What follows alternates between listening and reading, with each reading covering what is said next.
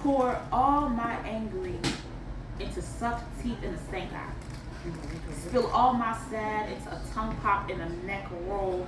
This is a spell, an incantation turning me into barbed wire walking. When they ask you why black girls carry so much clap back in our breasts, tell them it's because we already tried to carry all the hurt our mamas and grandmamas and great grandmamas left in the seed in our hands. But the salt water kept pouring from in between our fingers. This inheritance of scars and bruises remind us that they'll break you if they think you're sweet. So you're going to get all this work laid heavy on our tongues. Excellent. Right. Those are the ones that follow our theme a little bit better. Now, why is it, do you think, okay, that, you know, I always get this complaint from, especially from brothers, I do. From brothers and women of other cultures. Yes. Mm-hmm. Why are black women so freaking angry? Yes. Yes. A friend of mine who's from the Philippines made a really good point. She said, "Oh no, all women are angry." Yes. that was gonna be the great She point. said, "We just all feel some type of way." Okay, that's one. Two, me personally, I think it's because a lot of times we feel like we've been limited. As a new widow, that's one of the things that I feel like is the hardest thing. I mean, I was blessed to be married to someone for 43 years who let me be Carla and didn't try to limit me. You know, honey, you want to do that? Let's see if we can make this up. Just like if he said, I want to do this, you know, let's see if we can make that so. We were partners like that. But not all women get that.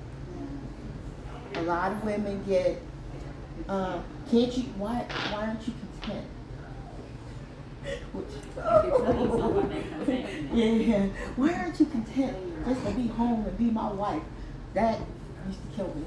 He said that to me 2 times in the whole 43 years. And the second time he said it, He never said it again. well, Oh, damn. it was when our youngest child was of age, and I was like, you know, I think I'm gonna brush off a little ambition, and I'm gonna try to start this business of storytelling. And he said, you can't just be content to be, no. And I said, would you? If you had it in you to do something like this, would you be content? My husband was pretty content with it. He just was. But it's like, I said, would you? And he was like, okay, honey, I got you. We never discussed it. Asking the star not to shine. If you have a star that's the ability and the intention is to just put everything out there, but you're kind of limited. We're telling it, you know, limit yourself. Don't give them all that. That's where that whole question of don't you want to be contented? Aren't you content? Who told you what contentment is for me? Mm-hmm. And it's not, and I also had to tell him that it didn't have anything to do with him. You know, I got a little Fergie on him. Yeah, no, you don't know Fergie. Yeah. She made a song called Big Girls Don't Cry. And one of the things he said, I hope you know it has nothing to do with you. It's personal. Me, myself, and I, you know. You know, we got some figuring out to do. And I think that's the point. You know, it's like we do go through those stages where we're just like, you know, and men go through it too, I'm sure. You know, but for when you're a wife and a mother, you wear all these hats. And there comes a point in your life where none of those hats quite say who you are. And you're like, I don't fit in the box, the mother box, very well. There's the old saying, People do not fit into boxes well. Only coffins. And they're cut, wait a minute, and they're cut to fit. Okay? So, and who wants to be in a box? Wendy. I didn't want to be in that box. Oh, yeah, I know. You've been on the sideline for a while now. Wendy's not in the box. I'm looking for a box, I think. Oh, no. I'm trying to find it. And it does not mean it's a square, so something's going to be sticking out. No. Oh, Yeah. so that's not really a box, huh? So I was giving this some thought about womanhood, and I have so many things going on in, as far as addressing that contemplation. So this is also, this concept is new to me, right? Getting my feet wet. So I thought I'd write a little something and let's see how it goes. I said, so you're attempting to imagine womanhood. You think it's all in your head? I think it's just in your head. Is it all in your head? Was it like that when you got out of bed? Of course, I don't blame you for thinking that you could be me. Or that you could just be woman. Like a tree, could you just be resilient, resourceful, respectful, rebounding, redefining, relatable, replenishable, resisting, reinventing, resurrecting, retaining truths unspoken?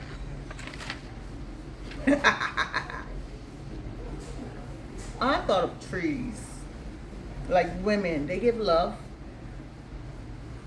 They give.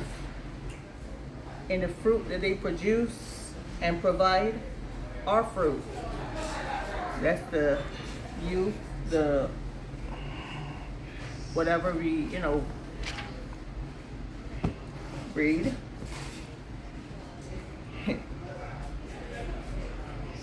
Yes. When I think of women and womanhood, I think of trees, really. Because those 3 words that I mentioned, I see that in trees. I see that when, you tear a leaf, it does not die. It brings another leaf. That leaf heals over, whatever scars. You can hit a tree, leave a scar, and it keeps going. Even you cut it down, it will bring another part back up. So when I think of womanhood, that's me. That's us. Whatever scars we have had, whatever, it could be a physical injury. It's, deaths in our families. We lose the loved ones. I hear the generation we're in, they talk about plant babies, right? They're plant parents. Yeah. And the little leaves are little tiny plants that we used to call we call them seedlings. No, they're babies. So I think of that, and we take them and those trees still go. They still keep growing. Yes. They so I just think of what we can give, what we give when I think of womanhood. Yeah, and I just think that we pass on, as mothers, we pass on to our daughters. We put baggage in their suitcase. We can't help it. I think both parents do, but particularly mothers and daughters. I have 2 beautiful grown daughters who have 2 beautiful girls of their own. And just the things that the good and bad that I pass on to my daughter. I look at both, of course. I know that I passed on some of my supermom spirit. For people who don't know what supermom spirit is, it's when You know, I can take care of anything. Everything. Ta-da! You got your Oh, yeah. SW on your chest. So you cease to become a real person when you do that. And for a while, and my youngest daughter said it to me just this week. Mom, I finally see you as a real woman, a real wife that goes through the same things that I'm going through as a wife. I feel so sad that it took her father to get sick and to pass away for her to finally see me as a real woman who's going through stuff and everything. Before then, I was her SW. I was her superwoman.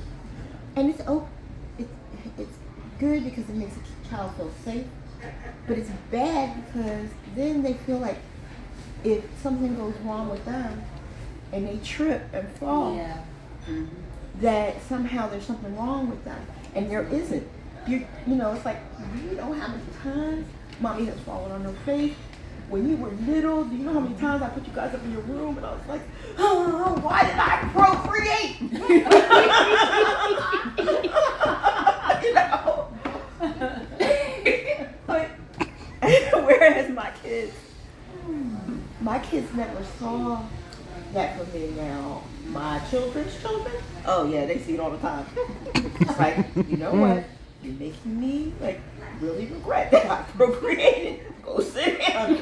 I never said those things to them. Right. Try not. No. Yeah. Yeah. You did. Like I said, I used to go in the other room. You know. But my mother was a Navy mom. My father was away for every 3 years. He was away for a year and a half. And my mother had us 5 girls by herself. And it got to the point where my mother didn't hide those things from us, but what she would tell us is, we're going to get through this just like we got through it before. But my mother's resourcefulness was amazing, and I appreciate it because I always saw my mother as a real person. I saw the SW on her chest too, but I saw her as a real person because she wasn't afraid to talk to us about that. Now, I know you two talk to each other and you can't say, what, I'm getting to you, Sissy. I'm scared you. Yeah, my turn. Yeah, your turn is coming. I was getting a chance to rest. As mother and daughter, what did you learn from your mom that has helped you into your womanhood journey so far? That is a great question because I feel like that's such a huge question. Like my mom. Oh, you can just pick. Oh my goodness. Because I'll say anybody that knows me personally knows that, like, well, I adore both my parents. Now, I'm very much a mom's girl. Like, I'm like the one that's up under her skirt, falling into the bathroom. I won't lie, I'm grown now, and my mom will go in the bathroom. But my mom will go in the bathroom, and I will take up my seat outside the bathroom door. If we were having a conversation before she went in there, we're gonna keep up this conversation. Yeah. Yes. So we have a really, really strong relationship. And you know what? Hearing you say about seeing your mom as a real person, I think that helps. Because I see my mom as a real person. You know, of course, she's also, you know, SW. But, I don't know if I always did. I would say as a kid, I think it took me becoming an adult to be like, you know what? My mom is, and I think that's a thing for a lot of young women. There comes a moment where it's like this life stuff is hard and my mom is too.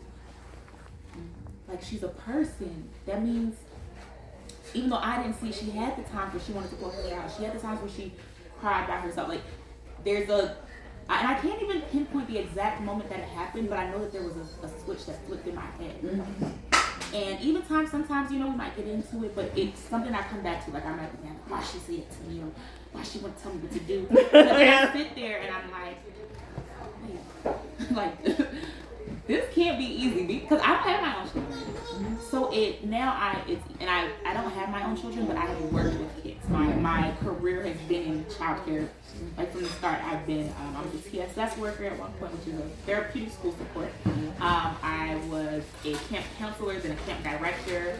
I was an after school site coordinator, and now this school year I'm going and I'm starting as a teacher. Yes! And good wishes for me. But kids will take you there. Make you have a long talk with God. Oh my gosh. They will do the things that really have you like, how did that pop into your head to do? Like, I remember just off the top, one of the most stressful things that happened is a child dropped a seed bead into another child's ear. Sure. And I'm like, What now? oh my gosh, no one prepares you for that. No one prepares you for that fear. Like, what happens now? They used to teach me because I was the one who would be like, oh, so you did that. Now what? Well, come here. Let's take care of this. And they would just like really start. They would be like, oh, she's so calm. It's because I had a special needs son. My son did stuff that it was just like he wasn't even 2 years old. And special needs kids are interesting because where they have one thing that they may like processing, he had an issue with this, but he could watch you do something, and he would just sit there quietly and watch it, and he would do the reverse. So my brother-in-law put a new doorknob on my mom's house, and he's just sitting on the step watching him. My brother-in-law got up, went in the kitchen. Next thing he knows, my son is walking back in with the doorknob. And the tools are laying there. I was a doorknob taking off. Yeah. Yeah, we figured it out. Yeah. He was like, why do this? I could see the wheels turning in his head. And and his sister, well, he was special needs in the MR part. She was mentally gifted. Oh. Yes. Oh, yeah. See, when you understand. Mentally gifted children find new ways to torment you and to do stuff to you. They really do. My oldest daughter, we called her the scientist. And her little sister was the crash test dummy. Oh my God. Yeah, I say it to them all the time. She talked her little sister into getting inside the dryer to see what it was like. But wait a minute, this is how smart she was. She turned the heat off. Oh. Oh. She turned the heat off so that her little sister wouldn't get burned because she didn't want her to shrink. So she didn't. She said, I didn't want her to get burned. See, they will run with her in there. Now, and they never did stuff like that when only their father was home. They would always wait till I was home. And wait a minute, they explained it to me one day. They said, if you're home, Mommy, if something goes wrong,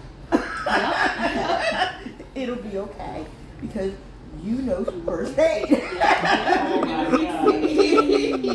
So I'm in the dining room ironing. The washer and dryer was in between the kitchen in a little, like a little room. Mm-hmm. Yeah. And they're both playing around and running back and forth. I'm watching them, but I'm ironing. All of a sudden I hear, bum, bum, bum, bum, bum, bum, bum. Oh my God. Yeah, she did. I go running in there, and my baby's climbing out of the dryer. And her sister's looking at her and said, how was it? And she said, it was bumpy. She was like 2. I'm looking at my oldest daughter and I'm like, Father in heaven, please keep me from whooping this child.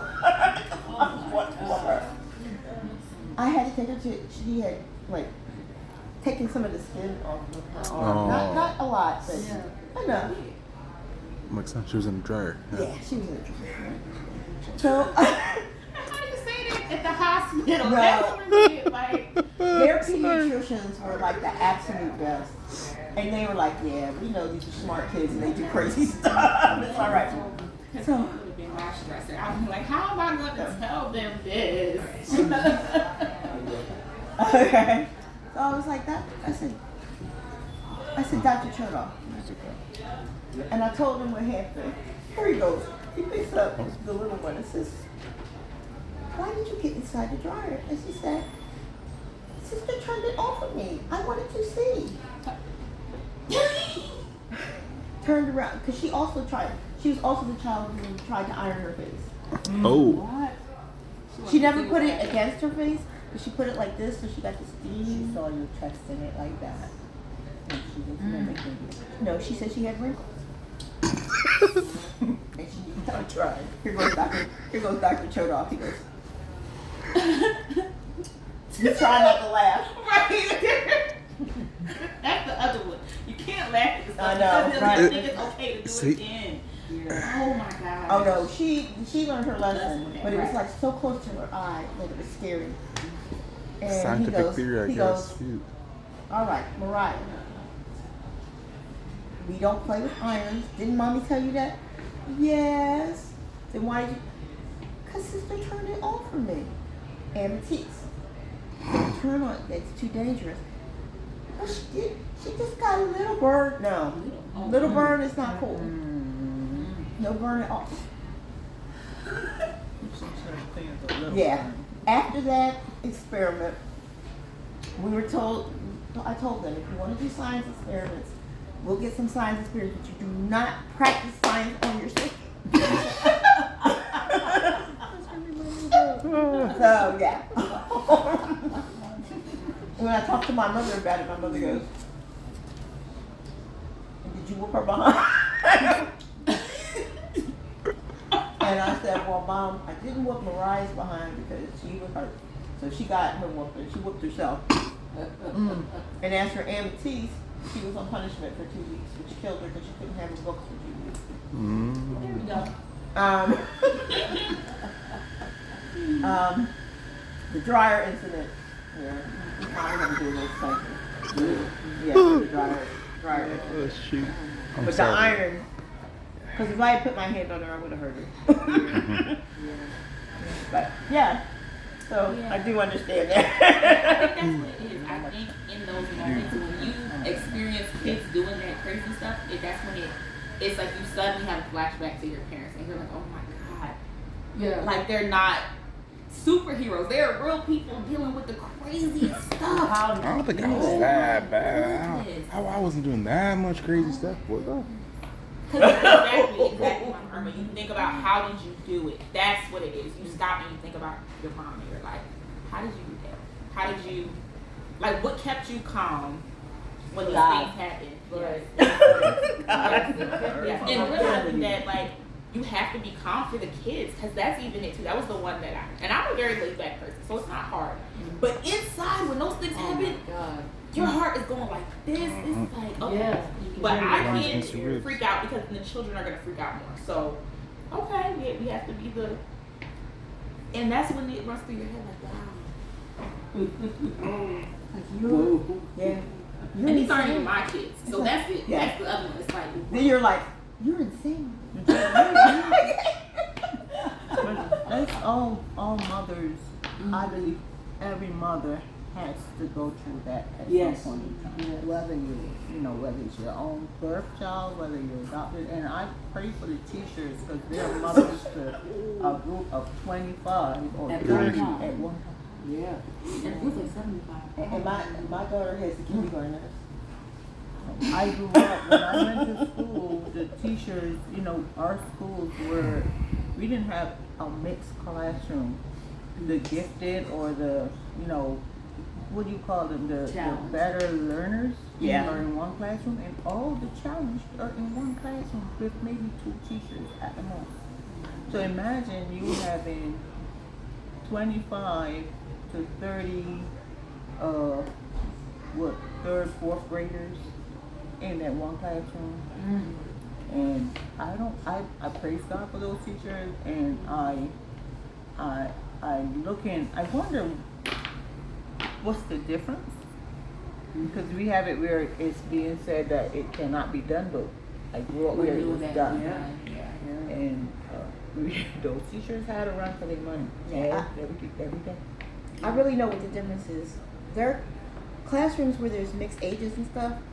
a lot of times they become constructivist classmates. So the older kids who do have it and understand the stuff, they help with the younger kids. Absolutely. That's how that works. But these days they don't allow that.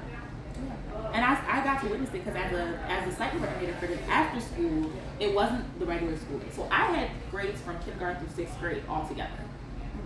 And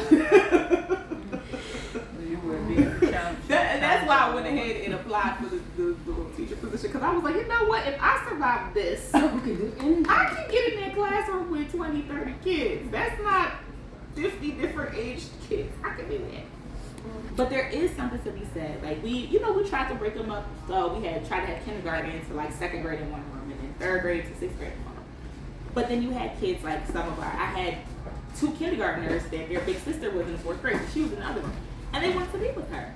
So then I had the kind of I had kids that were younger with the older kids, and then the older kids were helping them. Yeah. It was almost automatic thing because kids like to be leaders. They like feeling like they're doing this thing.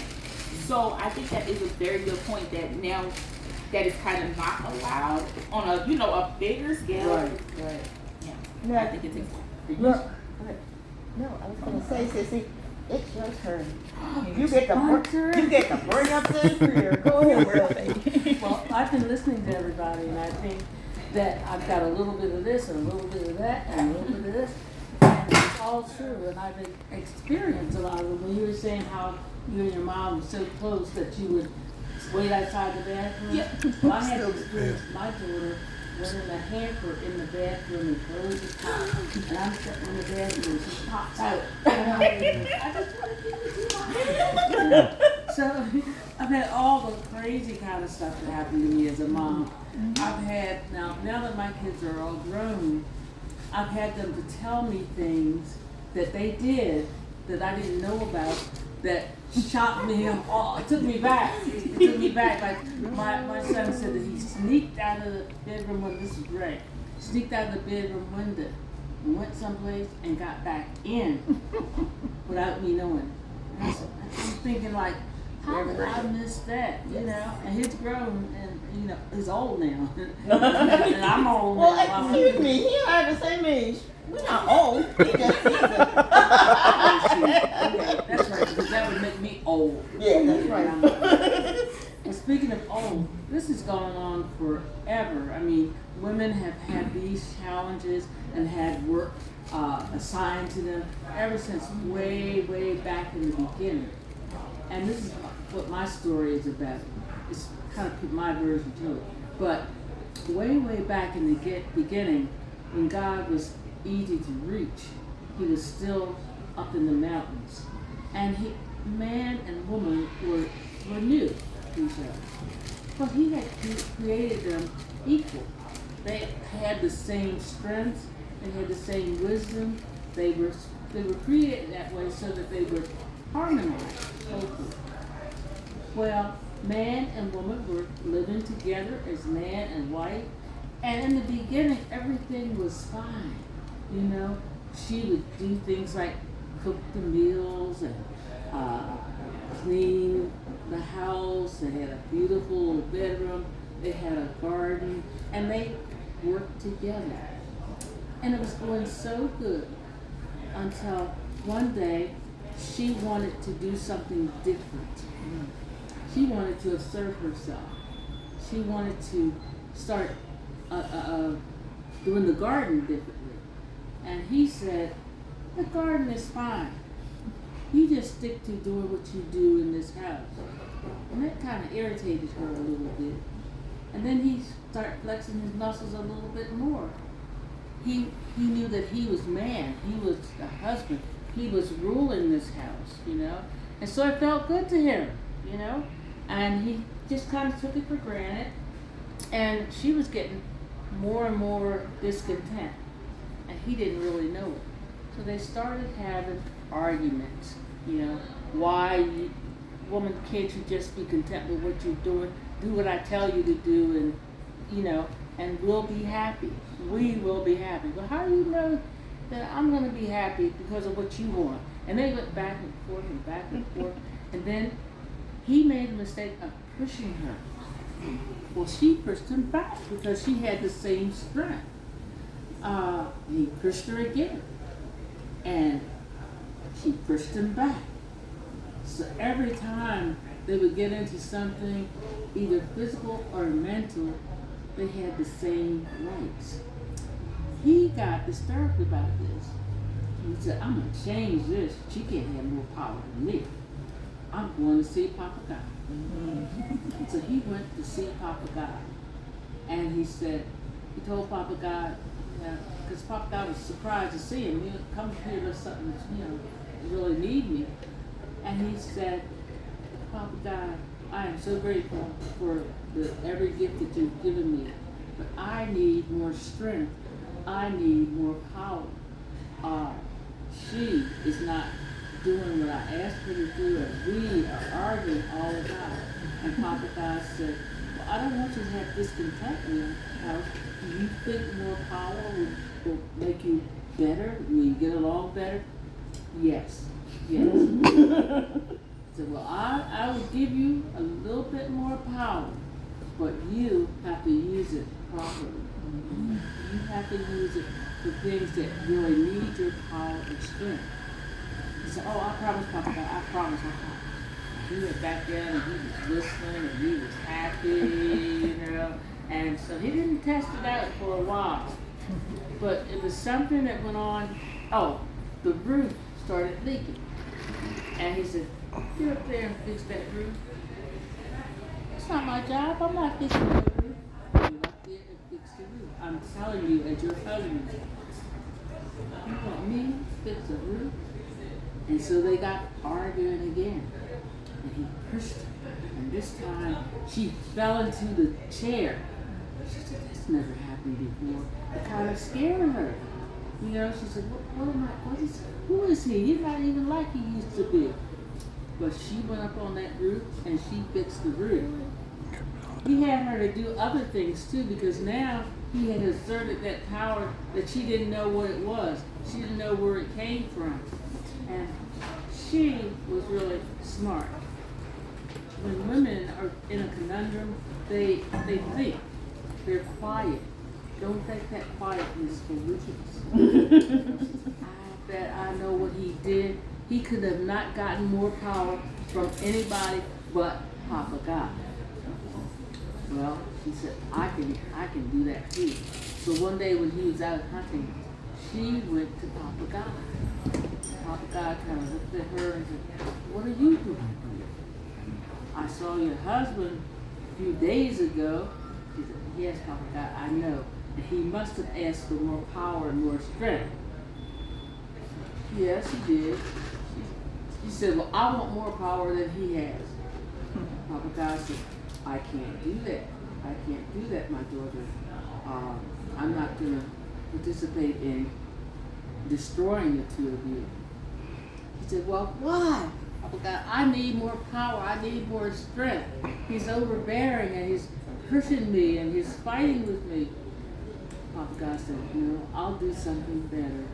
You see those 3 keys over there? I want you to take those 3 keys, but you have to use them properly. One is for the kitchen, one is for the front door, and one is for the bedroom. Okay, Papa God, I promise. So she went back down and a smirk on her face.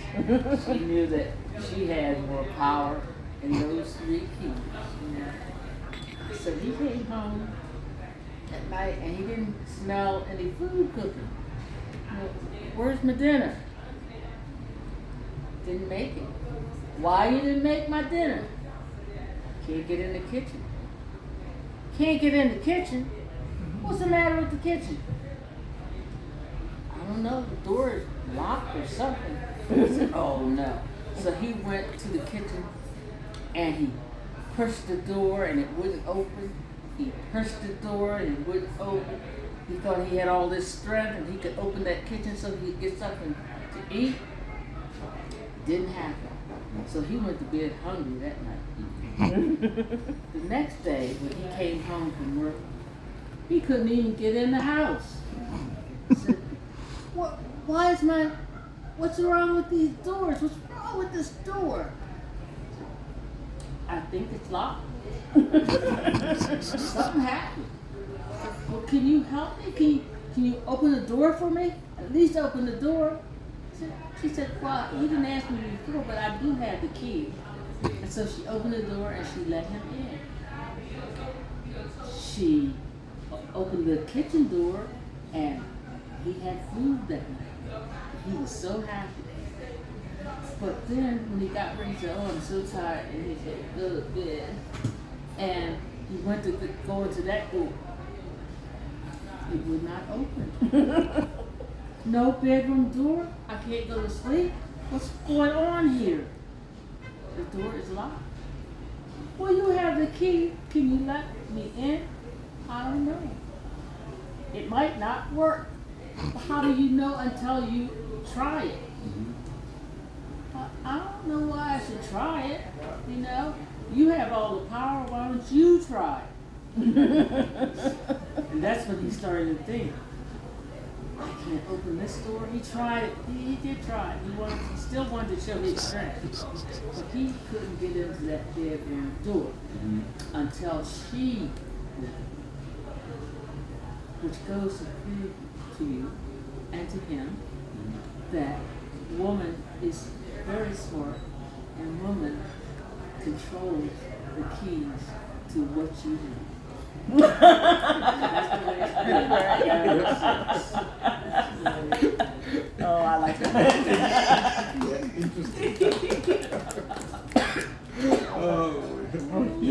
And she does that until today. Oh, yeah. And then still kind of get on the high horses. And not to say women are better than men, but we are different. Yeah. We are different.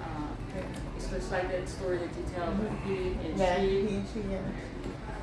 And you know what's it's interesting? Again, my daughters and I have been talking a lot lately about what it means to be wives and mothers. And you know, just to close up our conversation,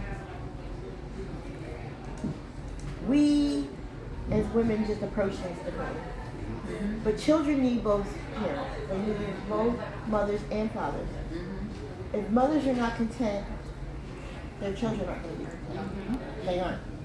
You know, and Study that shows that there's a direct correlation between childhood health and wellness based on the mother's happiness. Yes. and mental health, and mental health is important. And almost every woman who's ever had a child goes through postpartum depression, either severely or. And our culture, our American culture, is not good about taking care of that. Now, what I love is that my son-in-law is from Burkina Faso. And when a woman has a baby, all the women, cousins, and stuff like that, they tend to her for 30 days. Yeah. In Japan, they actually have maternity homes. In the first 30 days of a child's life, I mean, all the mother has to do is take care of her baby. That's all. And if she, for some reason, she's too tired or she doesn't feel well, then there are other people there to support her. Men come in and rub woman's feet, and she's tended to. After she has the baby, she's not. Here we're expected. Oh, you just had a baby? Back to work. It's like you were out in the field, you just had the baby. Get going. Here, I wonder if that contributes to postpartum depression that mothers have here, because they get out of the hospital and they're not really taken care of. yeah. It's directly tied to how the society, the people around you treat you too. Yeah, that's I true. think you have to feel like consider it the starts before then. fourth Like, post. I have a friend right now who's expecting, and she's still relatively early. She's not going to next year in the spring, but that she just started a new job, so she can't apply for the FMLA, which is like the family medical leave. She can't apply for that until she's been at the job a whole year. Yeah. So she will only have, I think, something like, I think she said 30 days is like all they'll give her. And in reality, that's not a lot of time. Even seeing like some of the, because teachers tend to be pregnant. Yeah. So while I was at the school, there were 2 different teachers that had their kids went on maternity leave and then they were back in no time. I was like, when they showed back up without the bellies, I'm like, wait a minute. Why are you here? Yes. So I think in general, just the stress of even, before it even happens, I think women are stressed about the idea of like, okay, what am I gonna do? Because I'm expected to get run back to work in less than a month after this baby comes. With no thoughts to anything else around that. And having gone through that was, I mean, I went through that after almost dying in childbirth. And I had to go, I mean, I was at the hospital for only 2 weeks. And I had to go, I was expected to come back to work. I did, much to my mental health detriment. I mean, it was hard. One thing I would add to it is that you're nurturing a life inside of you that is a part of you because it grew from in there for 40 weeks. And now you have to take that off. And it is not necessarily a serene moment. No. It is a very traumatic moment for both you and that child. So that leaves like hormones inside of you, or proteins or whatever they scientific word for it, that is going to distribute now. You just lost, technically you lost a part of you. So you are going to, even if it is the mildest part, there is always something. And remember, you were doing this and feeling, different feels, different senses, whatever. And you were going through all that for the so-called 9 months, and now suddenly that's gone. Even though you know you have to adjust now and put that on the outside. So there is going to be that feeling. Yes. Well, we're gonna close that. I do want to say this. Thank you so much. And this is going to be the next tea and stories. Maybe just me, or maybe Irma and I. You never know.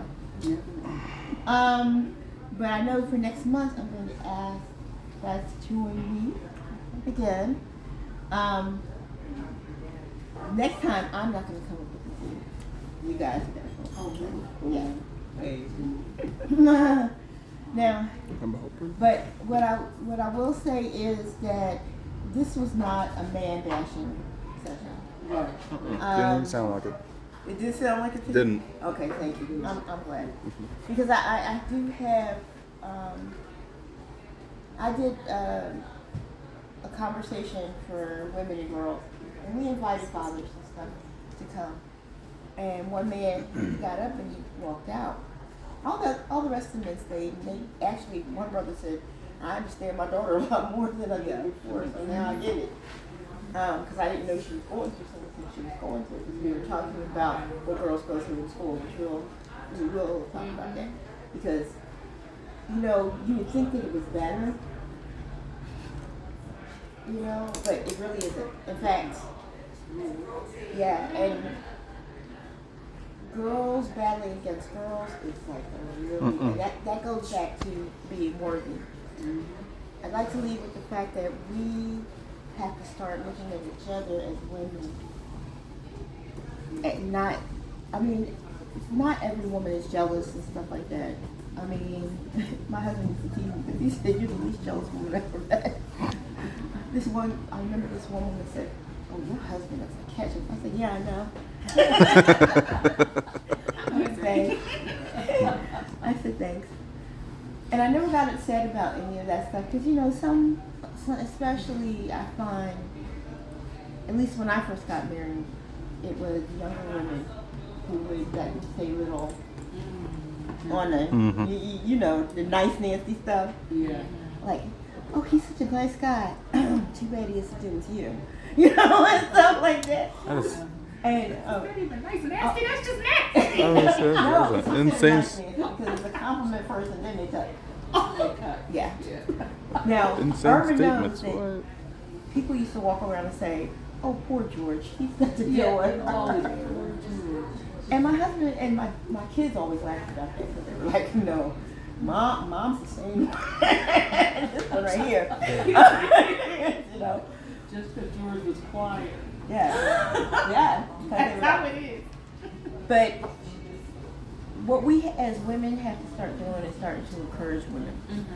And as your elder, I will tell you that I am so proud of how you're growing up. My Irma, what she does for me is I can talk to her about anything, especially we need to be able to talk to each other about anything. It's really, really important. We do. And your mom, Oh my God. she my stitch sister, so you know I love my stitch sisters. And you know that's the thing that we have to do. We have to encourage each other and love upon each other. Yeah. Yeah. So until the next Tia story, thank you very much. Bye.